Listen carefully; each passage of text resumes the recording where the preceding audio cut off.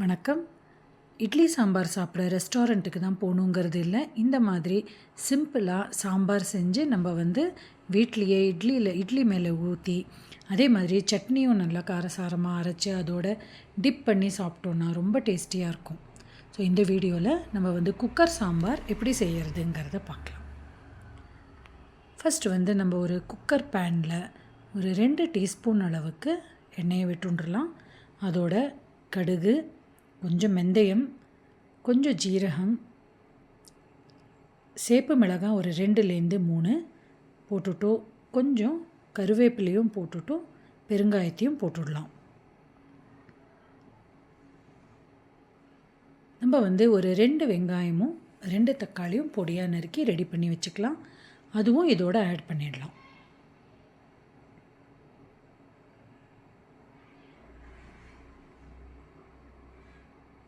இப்போது ஒரு 1/2 டீஸ்பூன் அளவுக்கு மஞ்சப்பொடி, 2லேருந்து 2.5 டீஸ்பூன் அளவுக்கு சாம்பார் பொடியும் இதோட ஆட் பண்ணிடலாம்.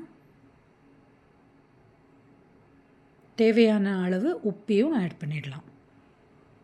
உப்பு ஆட் பண்ணினப்புறம் ஒரு கைப்பிடி அளவுக்கு பாசிப்பருப்பு, கைப்பிடி அளவுக்கு துவரம்பருப்பும் ஆட் பண்ணிடலாம்.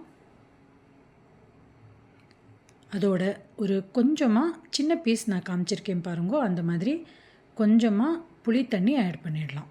அந்த அளவுக்கு புளி இருந்தால் போகிறோம். ஒரு 1/2 கப் அளவுக்கு புளி தண்ணி. அதோட 2லேருந்து 2.5 டம்ளர் அளவுக்கு தண்ணியை விட்டுட்டோம்.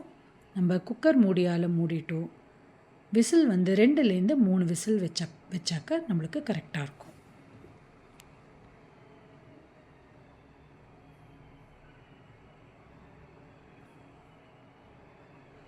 பார்த்தீங்கன்னா சூப்பரான டிஃபன் சாம்பார் ரெடி ஆகிடுது. இதில் ஒரு 1/2 டீஸ்பூன்லேருந்து 1 டீஸ்பூன் வரைக்கும் ஜாகரியை ஆட் பண்ணிவிட்டும் நம்ம சர்வ் பண்ணலாம். இப்போது தேங்காய் சட்னி எப்படி செய்கிறதுங்கிறத பார்க்கலாம். ஒரு மிக்ஸி ஜாரில் ஒரு 1/2 கப் பொட்டுக்கடலை, ஒரு கைப்பிடி அளவுக்கு தேங்காய், ஒரு 4லேருந்து 5 பச்சை மிளகா, கொஞ்சம் புதினா, கொஞ்சம் கொத்தமல்லி, தேவையான அளவு உப்பு ஆட் பண்ணி நல்லா கொஞ்சம் 1/2 டம்ளர் தண்ணியை விட்டு நல்லா ஸ்மூத்தாக அரைச்சிடலாம்.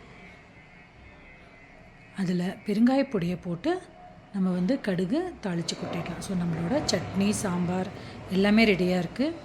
அதே மாதிரி நான் இந்த இட்லி கருப்பு கவுனி இட்லி நம்ம சேனலில் பார்த்தீங்கன்னா இதோட ரெசிபி இருக்கும்.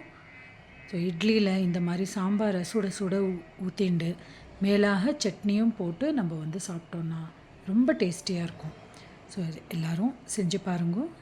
நம்ம நெக்ஸ்ட் வீடியோவில் மீட் பண்ணலாம்.